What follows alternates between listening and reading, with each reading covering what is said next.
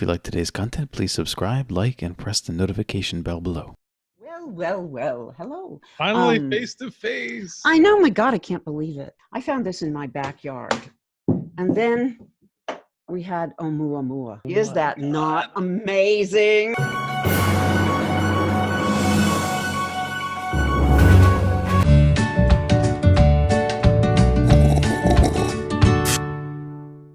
Well, can you get that mounted? You know, I was wondering, it's heavy. Officially, cheers. Cheers. And welcome to Coffee and UFOs. This is Carole Carle, the host of Behind the Obsidian Curtain on KGRA Radio, 7 p.m. Friday nights, 7 p.m. Eastern Standard Time. And this is a very special, beautiful piece that my wife had bought. Oh, my. Which I have confiscated. Yeah. Oh, dear. You know, listen, that's gorgeous. Wow. Is that a excuse me, like a one only? Is that yeah. We have a lot of one onlys. We don't do sets very well. Yeah. Oh, good. Like we'll grab like a cup here, a couple plates here, that sort of thing, you know? Oh, that's great. But especially cups. Like I love having different variety of coffee cups. Well, and then of course, like you have to have espresso cup, and then you have to have the bigger ones for coffee. Absolutely. I have some tiny, gorgeous espresso cups. There's some sort of wood. Would it be, I don't know, teak or something, but they're hand painted. They are from my husband's side of the family, his great aunt. They're gold and they're just gorgeous. They're covered with this lacquer, kind of an orange. Just reluctant to use them. I think the lacquer, you know, hazardous to one's health. I don't know. A little bit, maybe. But then again, people repair coffee cups with super glue. So, you know. That's true. I'm not sure that's very healthy either. Yes. So, yes. The first question for Coffee and UFOs. You know, I didn't study. Okay. I just right out of the box. I'm telling you that. I feel Have slightly... you seen a UFO? That's it. It's really simple.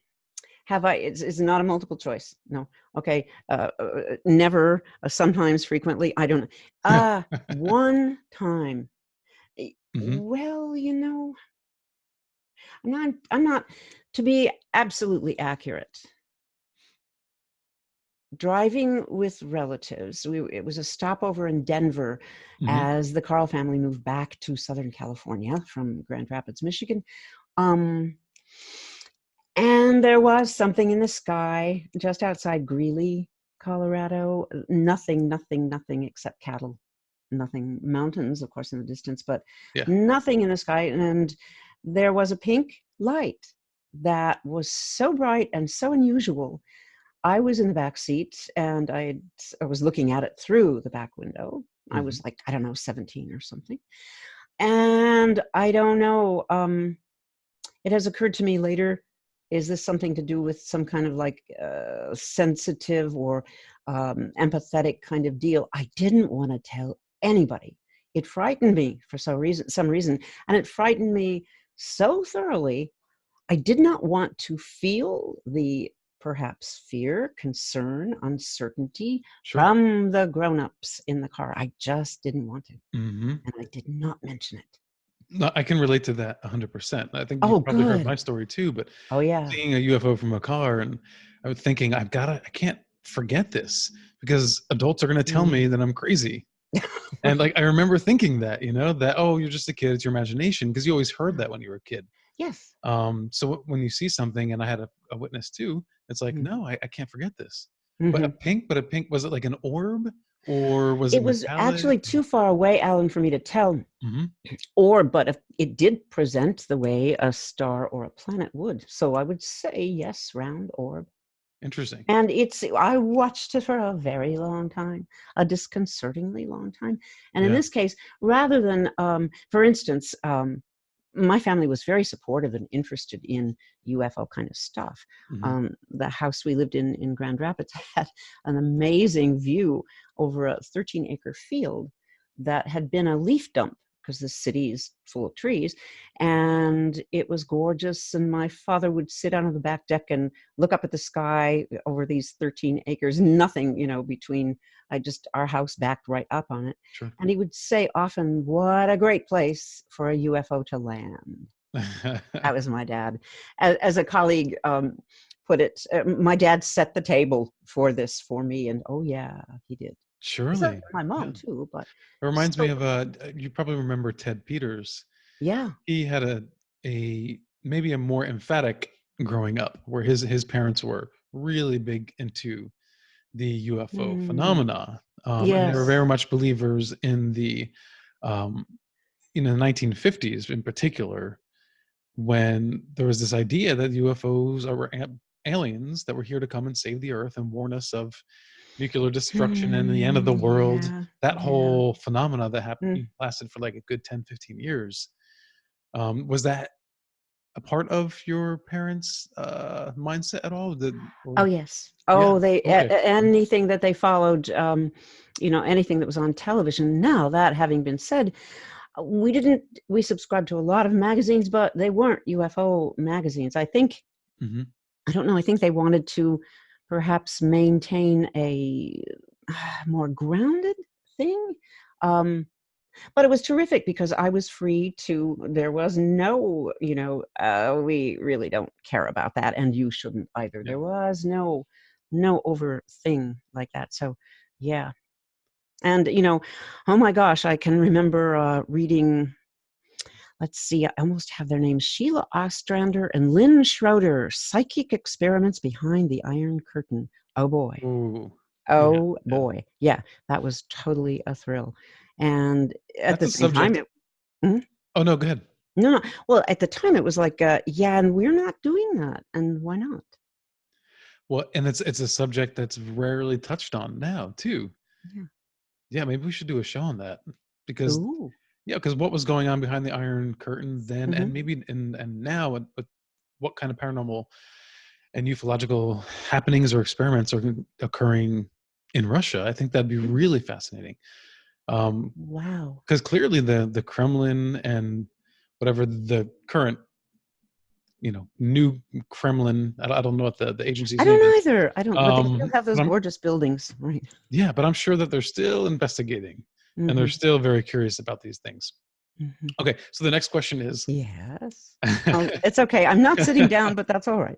I'm hanging on. Have you seen a cryptid or a ghost? Oh. I have a more specific UFO thing, but it's a little too long to fit into this. Have I seen well, I did see a ghost. And for a long time, I put it away. I chucked it into even though I was like, I think 20 at the time, I chucked it into it must have been something else. Mainly because there was no bond with this individual. Just briefly, we lived on Valley Spring Lane in North Hollywood, and the neighbor was a man named Harrison, and I'm so sorry I don't have his name, or I would have done a web search by now.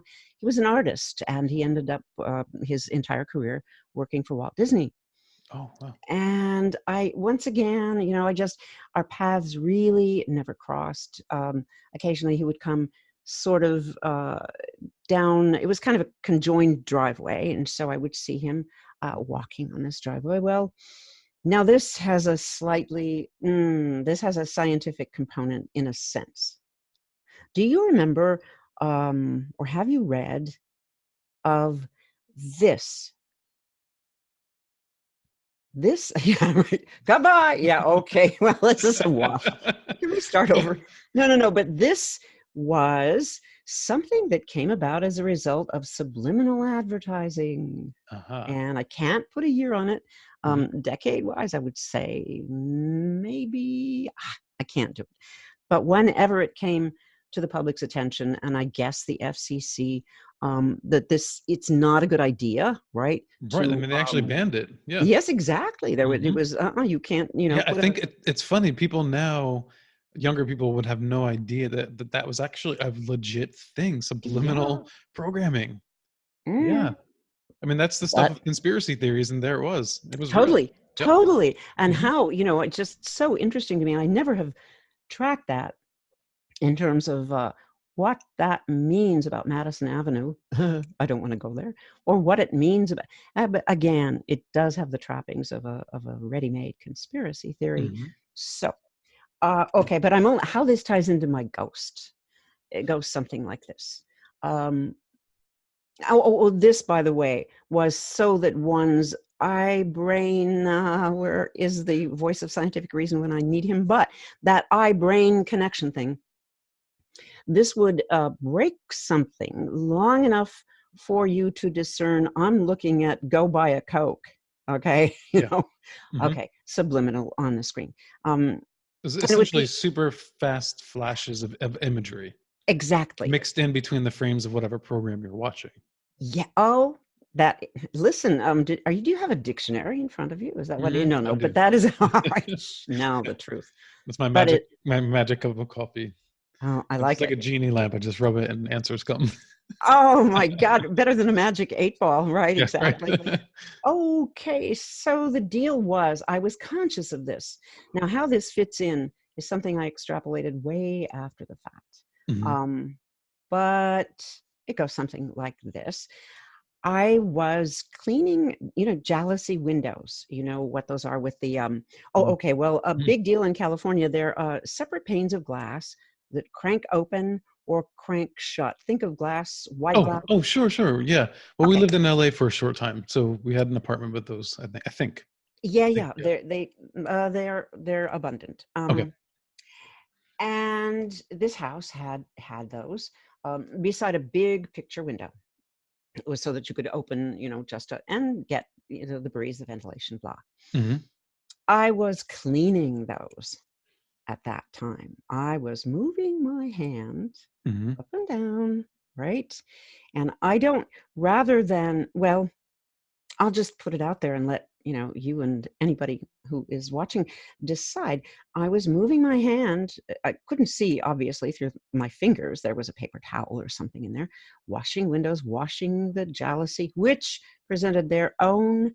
They were turned sideways, so there was an edge and then the glass. At that point, I was sort of wiping them. They made ledges, so there was also they were layered like this. And that's it. Thank you, Alan. That's it. Yeah. So we have, besides the motion, we have an interstitial thing going on, which might present its own thing.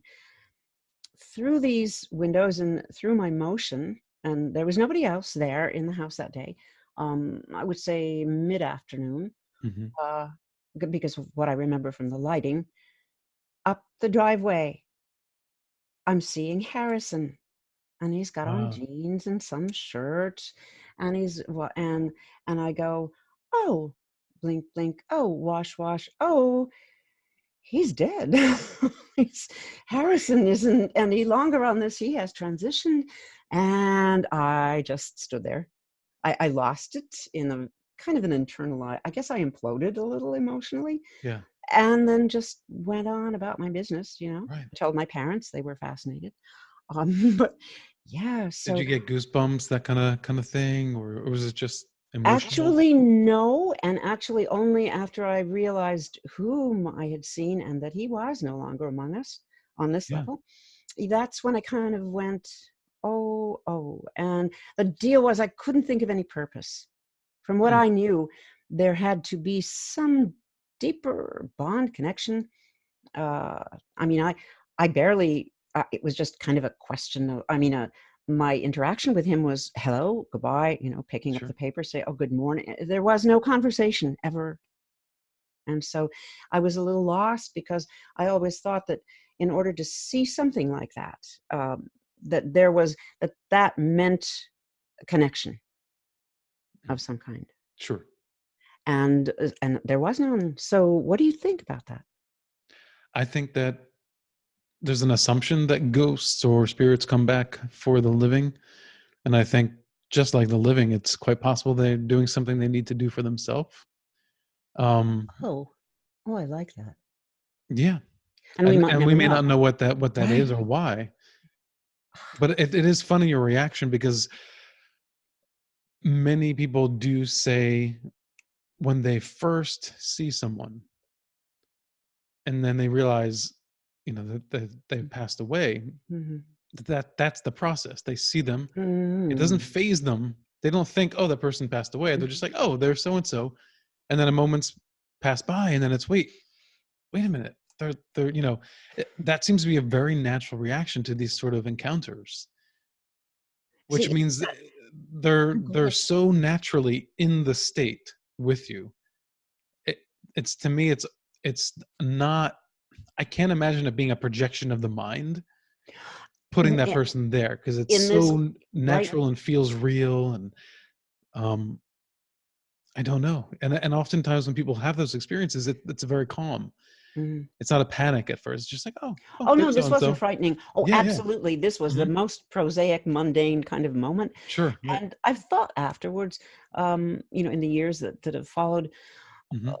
that this may very well, because I didn't know Harrison that well at all, Yeah. that this may fall into the residual haunt category, where it is sort of a Okay. loop. It's Hmm. there embedded. I can't tell you what, embedded in what manner. Yeah, Uh, yeah. yeah. I think it's really interesting in most recent years. I mean, so many conversations that I have, people are um, more in line with that, thinking that perhaps most ghosts really are just residual loops of Uh, something. I keep hearing that over and over again. I think that would make me sad if that's all Yeah. it was. I don't know. That's a very, Well, there could be emotional. ghosts and then spirits or whatever else you may want to label it. But a spirit, let's say, is something, and a consciousness that lingers behind and is stuck in Mm. between worlds or in this world. Whereas a ghost is a virtual memory playing out. Because oftentimes when people go to let's say Alcatraz, whatever, they say, oh, we always see so and so walking up there. So they're always Mhm, doing the mhm, yes. same thing Right. over and over again, like a record player. Yes. Rather than, oh, yesterday they were, you know, doing a jig in this part of Right. like, and then the day before that it looks like they were singing an aria over here. It's not Mhm, creative, it's not new or novel. It's mhm. basically like the same thing occurring. Okay, so very important question. I'm All really right. interested to hear what Carole Okay. All Carle right. has to say about it. I got okay. Um, Well, so is Carole Carle, but that's okay. I'll ask her when I. Okay. yes, please relay the message. What, what does the future of ufology, paranormal investigations look Oh like? boy. And what would you change now? Oh baby. And or both? The future. Hmm. What I'd change right out of the gate would be some sort of application of technology that I don't know exists, but I'm postulating it exists. Hmm. Um, I would like to see, let's see, when was this? In the 70s, UCLA had a parapsychology department. I cannot say whether they do or do not. I was delighted to find out Thelma Moss, who was a professor there in Pivotal, and she was a former actor. And I was like, oh my God, this is fascinating. She worked very well, very much on this thing, Carillion photography. That was one of the aspects that I remember she touched on. Do you know what Carillion photography is? I think it takes us back to Russia, and shall I Yeah, continue? no, go ahead. Hmm. Okay, okay. Um, the experiment that I remember, the one that is the most well known, um, plants. Pinch a leaf off a plant. Hmm. Okay, photograph, and I cannot speak to whatever the equipment was, special, some sort of Sure. lens. I have no idea, a film. I don't know. But Carillion, or Carillia, I guess, technically, his photographic method produced an aura, a glow, It was like, on yeah, the plant where the leaf had been, or more specifically, I think the classic, the iconic photo is the leaf with the end pinched. You can still definitely see you it could was a still see leaf. the shape, right? That's right. Hmm. And a serrated leaf, as I recall, and lo and behold, glowing blue. Now, I cannot even speak to whether or not that was a color, it was an artificial color put in a filter so we could see it. I don't know. Hmm. But it definitely, in other words, it was a photograph of the energy of the plant, Right. the living plant. And moving forward, again, I'm so bad, I do not remember this individual's name, a professor. I don't want to say it was an Ivy League college, but it was back east, Yeah. who got his graduate students to participate in an experiment where they would pull leaves off of plants, or just more specifically, one individual would pull a leaf off of the Right. plant as they walked by in a line. Do you know about this one? Yep. And then later, the same group walking by, they one at a time, the plants, and the plants were all electroded up. So that their whatevers could be recorded. And the individual who was the leaf puller, the plants had a different response. It triggered a different electrical That's right. impulse. Yeah. What we would call fear, I suppose. Yeah, that's what we would assume, because Yes. it was just a variation in the control, and that one person disturbed whatever. I mean, plants do have electrical currents going through them, just Right. like Yes. any yes. other living being, biological being. I had an experience once when I was probably like 16, and I don't know, something about that age. I think we're very open. And I was in my room, and it was a fern plant. I had just bought this one fern plant. I loved it. I was like so proud of this thing, and I took care of it. And one day I turned and I just decided to talk to it, and then I just saw the leaves go, and I was like, "Holy my crap!" God. It blew my mind. Hmm. Blew my mind. And I'm looking around. Is there wind? Is there, the window open? And I can't. And then I tried to repeat it. I could never do that. And it just, but I had like chills just went right down my entire body. It was so I surreal. can imagine. I can't. Yeah. Oh, so in other words, I'm going to guess, this is again so non-scientific, but did your energy in your first foray into talking to the plant, were you so gobsmacked by the reaction that you didn't have that same send of intention? Maybe? I think whatever that moment was, I think my mind just happened to be just so, I wasn't thinking about believing in something. It was just a moment happened, and my mind was just clear, I guess, and just sincere. Clear and sincere. Right. I mean, I don't know, that sort of innocence that you have at that young age. And I think somehow something in my brain, something in my pituitary gland just like gave me an extra dose of Right, DMT because or we're talking something. about I don't know. And I raging connected. hormones. Yeah, right. Yeah, I mean, who knows? Who knows what it is? But I was never able to repeat that. But all right, I know this sounds crazy, and I'm going on the record here. Oh gosh. Someone had once, and I've always been into nature, right? I grew up in the woods, the beach, very in touch with it, and jokingly in high school, very hippie-ish at times, and that sort of thing. But it was later, like in my early mid-20s, someone was like, "You should really try hugging a tree." And I was like, "Okay." They're like, I swear, I swore, like, I swear on the planet, whatever.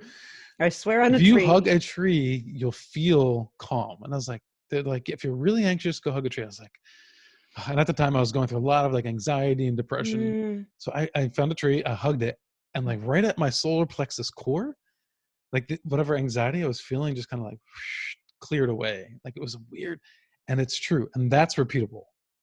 Wow. I swear on it. If you find like a nice big, tree with a good trunk, and you hug it, it just calms you down just a little bit. Maybe it's some sort of grounding.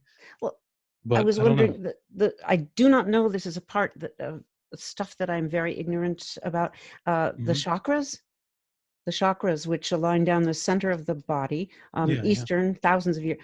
And I wonder that chakra there, I think there is one sort of located where the solar plexus is.